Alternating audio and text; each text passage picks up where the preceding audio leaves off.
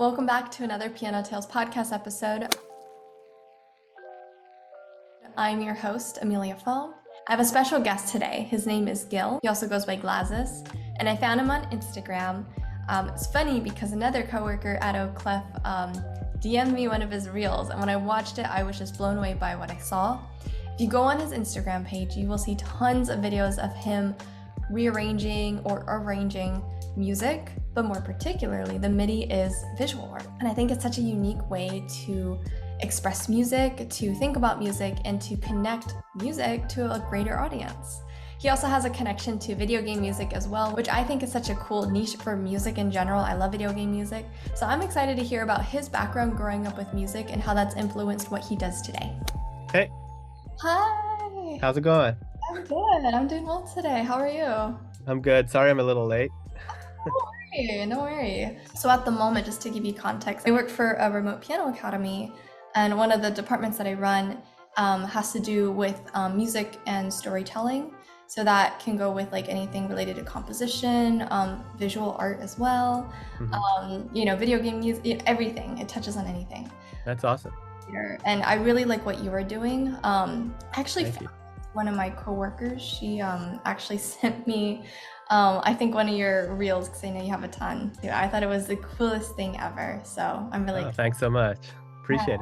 So you play piano as well, right? You're a teacher? You're a piano teacher? Correct. Yes. So I also play piano and I teach as well. Oh yeah. Anyway, go ahead and introduce yourself. My name is Gil. I go by GLASYS. And I play keys. I make music. I sing sometimes. And that's me. Nice. So I'm curious about your musical background a little bit, because I know you obviously have your background in piano. Was that your primary instrument growing up learning? No, originally my primary instrument was violin, and I played that for a few years. My parents are both classical string players, and they wanted me to be a violinist, but I kind of there was a lot of pressure on me to be like a classical violinist, but eventually I started playing piano as a second instrument just to learn music theory, but I was kind of drawn to it more. I enjoyed just being able to play, like an accompaniment and not just a melody and stuff like that. So eventually I quit the violin and just stuck with the piano. All right. Okay, that's cool. So you learned the piano, and I know that you do a lot of your own arrangements and your own stuff with the piano. So what was your journey learning piano? Were you trained classically at all, or was it self-taught, learning chords and things like that? Yeah, so I did have a classical teacher at first for the first few years.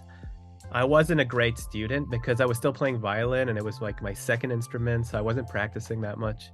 And it was only later on, when I was a teenager, I discovered kind of jazz music and improvisation, and I started getting obsessed with that. And that's when I started actually really investing time, because I wanted to learn, not just because my parents were telling me to.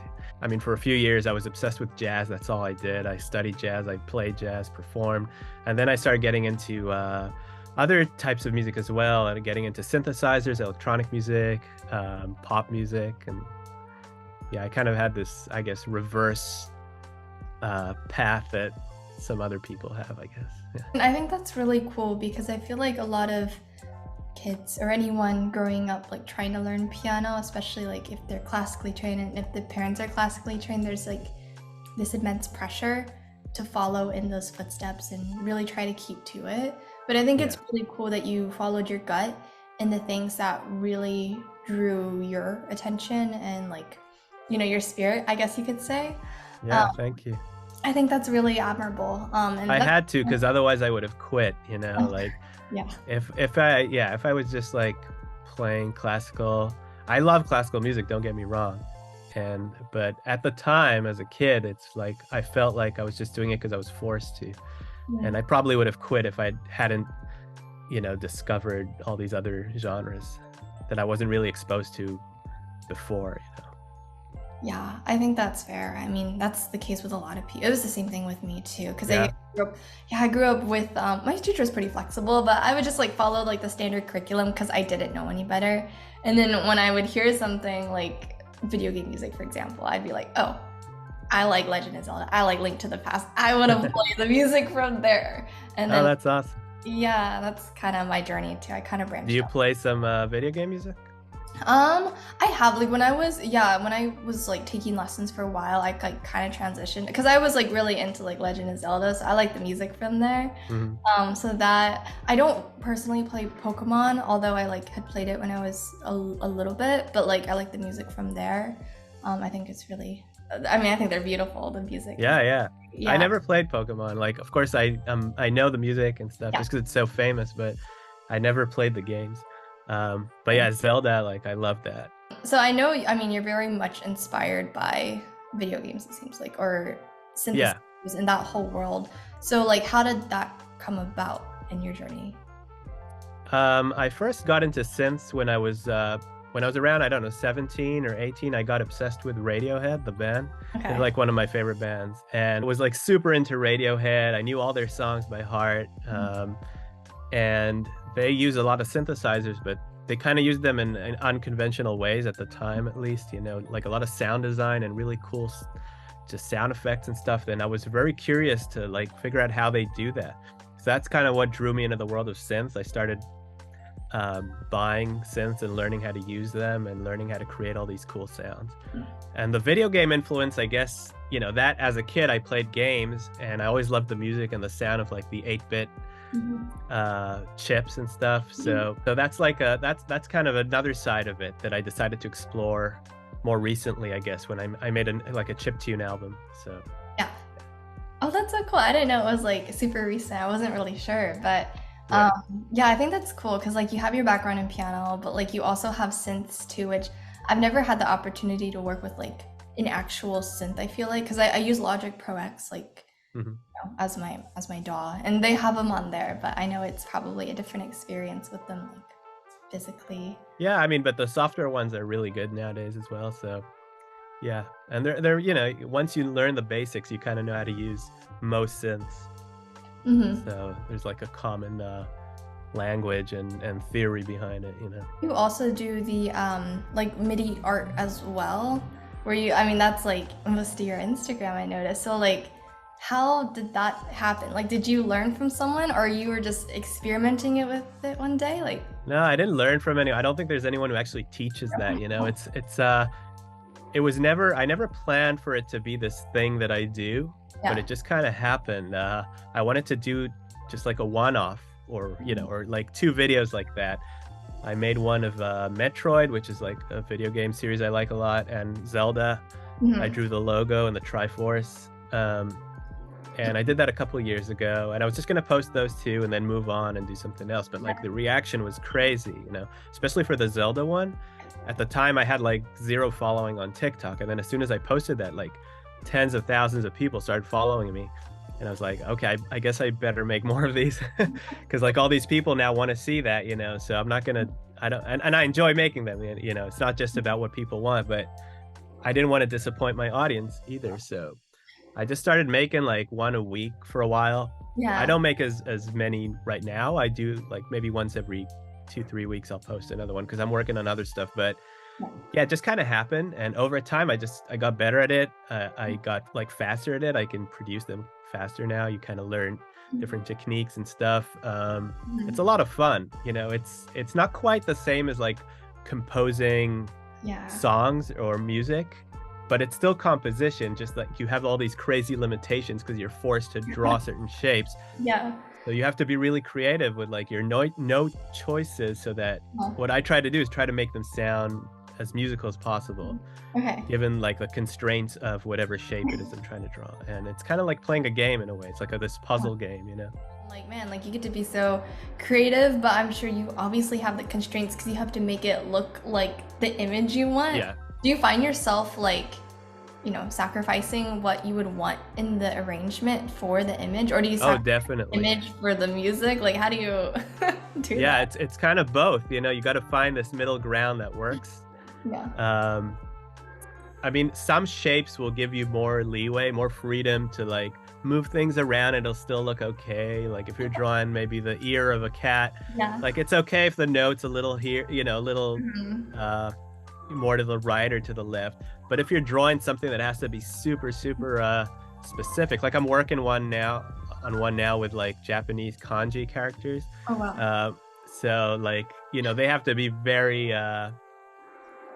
very accurate. So Yeah. yeah, it's harder. The more accurate it has to be, the harder it is to make it sound good. Yeah, you know, I live stream the MIDI art stuff as well sometimes. So if people want to see the process, I do that every now and again on YouTube, on TikTok, on Instagram.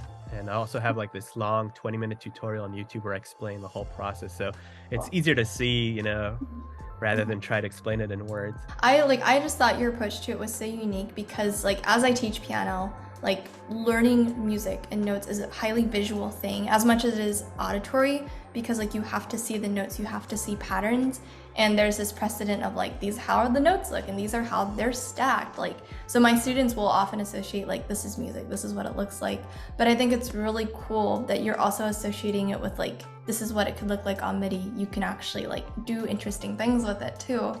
I just feel like it changes your approach to like the visualization of music. Like, you know, it's right. a different way to visualize it now. Yeah, and it makes me like write things that I would never have written otherwise. You know what I mean? Like weird melodies and stuff that I never would have even considered writing, but it just like, because that's, you know, the shape I'm trying to draw, so it just ends up that way. And of course I have to, like, because I play these live, I have to be aware of, you know, it has to be playable, which is also one of the biggest challenges with this, because like you could do something with 1 million notes over like 8 octaves that looks cool, but like you're not going to be able to play it.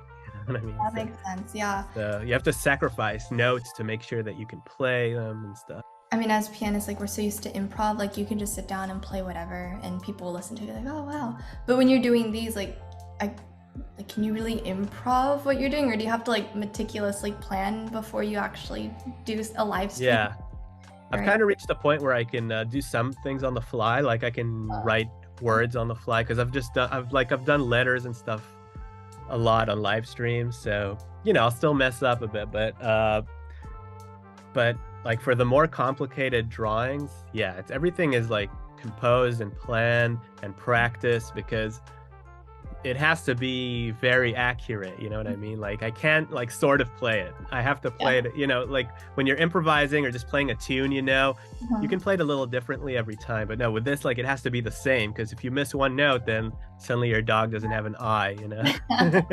That's so funny. It's like you're drawing, like painters paint with their brushes, but we're like, you're painting with your notes, I guess, your fingers. Yeah.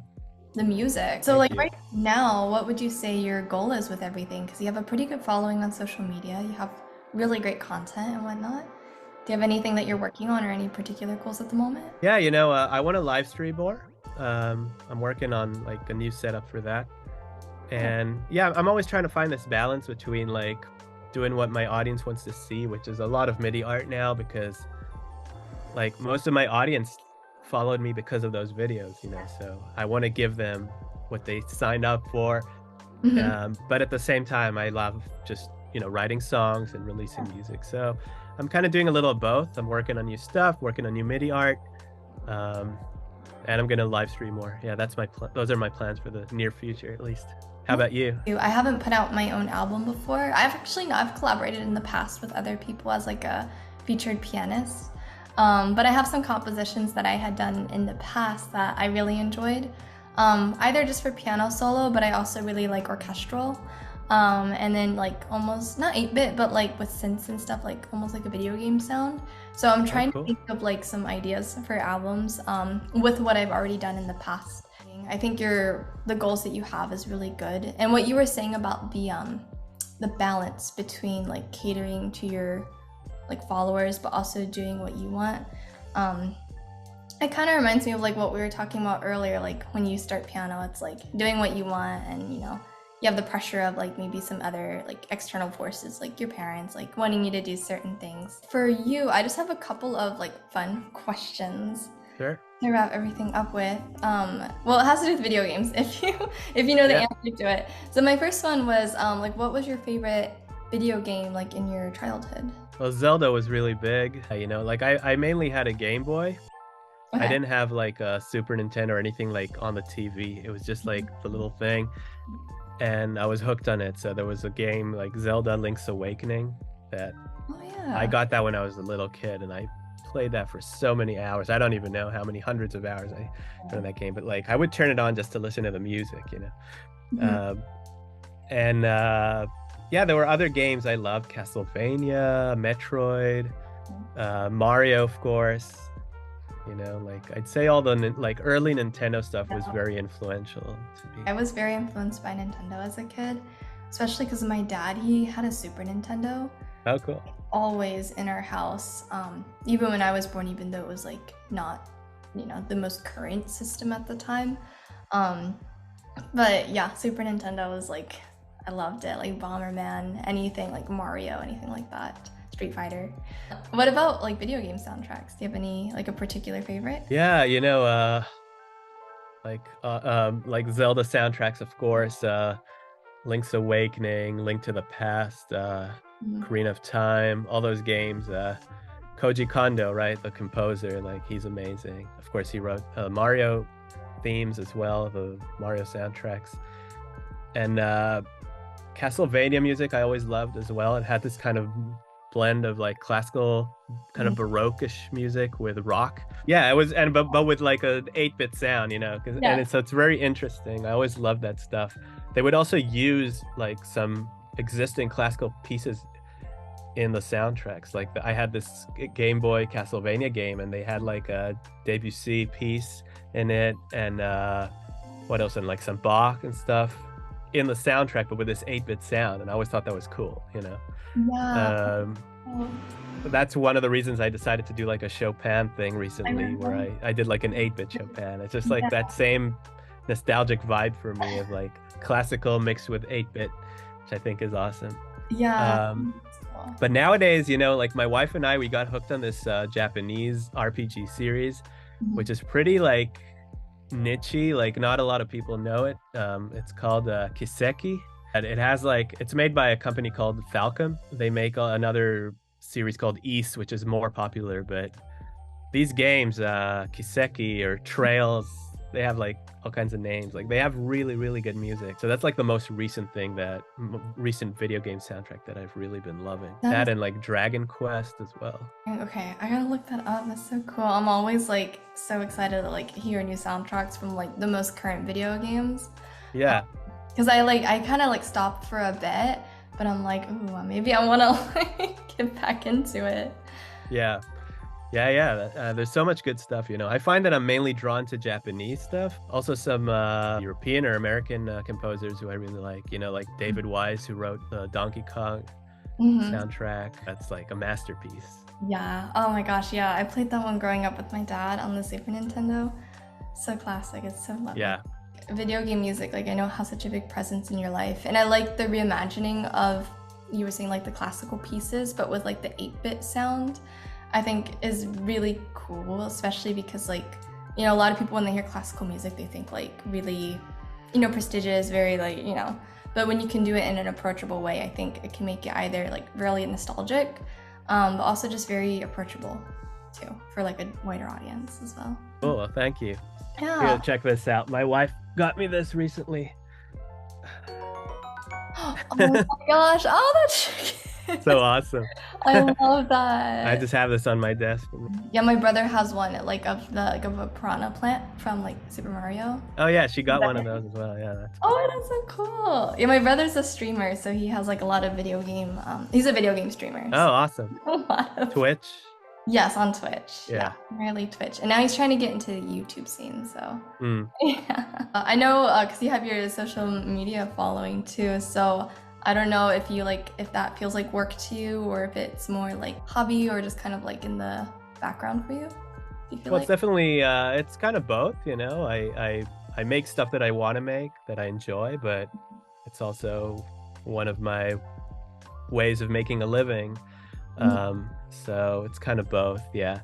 And you know, I have this kind of weird relationship with social media that I know a lot of people do, where like I don't love social media, you know. Like I don't really like being on, I rarely like go on TikTok or Instagram or whatever just for fun, you know what I mean? I go just to reply to comments or to post something, but I'm not like as a user, I don't love these apps, but at the same time, it lets me connect with so many people. So, That's true. it's love-hate relationship. That makes sense. I've noticed that too with other content creators I've like gotten to speak to. They've mentioned really similar things where they're like, I'm not on it constantly, but like they have their community and they'll, it's a constant balance of like, go to foster the community, but Right. Yeah, I used to spend hours scrolling, on these apps, but then I realized I never felt good after that. Yeah. It always made me feel worse.